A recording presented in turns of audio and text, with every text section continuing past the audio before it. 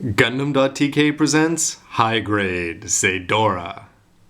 Hey, what's up again everybody? It's Robert184, 2 R's 2 B's from GundamReviews.net, and it seems suiting that Char is going to be introducing this red mobile suit antagonist from the second generation of Gundam Age. And you can see from the empty plates that the unbox went well, all the parts are put together, and that's the advanced grade there, but let's see what improvements this high grade has because it was a lot of fun, and I can't wait to show ya. Here are the main body parts. To go along with the extra manipulators, the tail sword there, and the Zeydra gun. I couldn't be more serious when I say that this was a lot of fun to put together, and the colors certainly help, but it's just the engineering. If this was an all-black suit, like let's say the advanced grade, I'd still be recommending it just from the build. Starting with things like this, when you're putting together the inner frame, you've got two black parts there for the knees, and then you've got this large part, and you wonder how it's going to work, but then you're going to put this around so amazing that you even seem to have a little bit of inner frame here with the high grade. The yellow parts with the Adidas stripes are a win on the bottom. It's a little bit disappointing that you've got this yellow part, but unless you're looking at it straight from the side at about ground level, you're not going to see it unless he goes for the old Char kick. So you could have had an extra color wrap, but it's the mechanisms on the inside. When you bend the knee, you can see that you're going to get the gray or the black exposed there. 180 degrees, you've still got this part locked into the front, but it's going to look fantastic no matter which angle you look at it. Lining opportunities all over the place and just full of win already. And that includes something that I wonder if we're going to be seeing more of. When you put on this ankle armor here, you'll notice that they've actually got, it's not a polycap attaching it, but just a ball. Pop it into the socket and then you can just plug in the foot with this PC-10 here, and everything is just going to move all around in all the right places, but still very cool, and you don't have anything sticking out on the wrong side as we've seen with lots of other kits including master grades.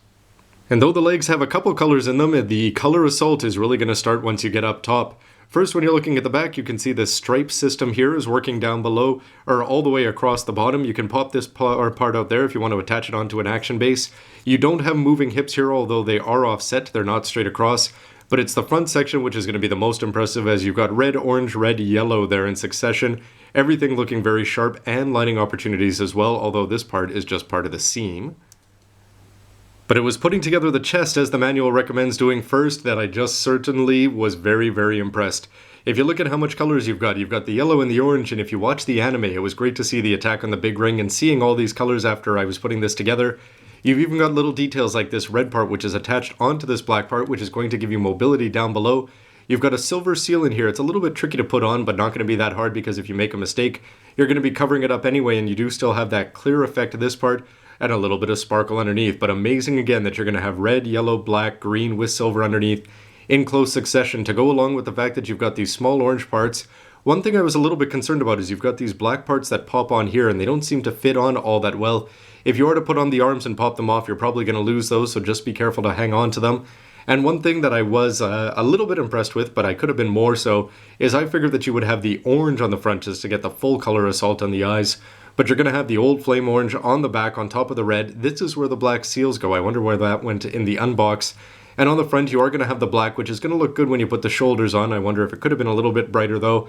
And you also have silver to go along with this one here under the green part, and that is going to draw the eyes all over the place when you're looking at this guy. My favorite feature of the Zetas had to be those yellow hands, and in this one it's sort of going to get lost in the shuffle just because there's so much color elsewhere. But these the orange parts that you're plugging in here front and back are going to look fantastic. You've got a rounded shoulder in there, so that's going to look good no matter what you do with it. You can see that you're going to get this kind of mobility. The elbows a little bit, they are going to swing back and they're going to bend forward, but you're only going to be getting a 135. Not much more than that. And these parts down here, you'd think that these parts might move 00 style, but they don't. These are just built in. And we're going to have those oh so familiar Veigan hands, and they are just going to look good here once again.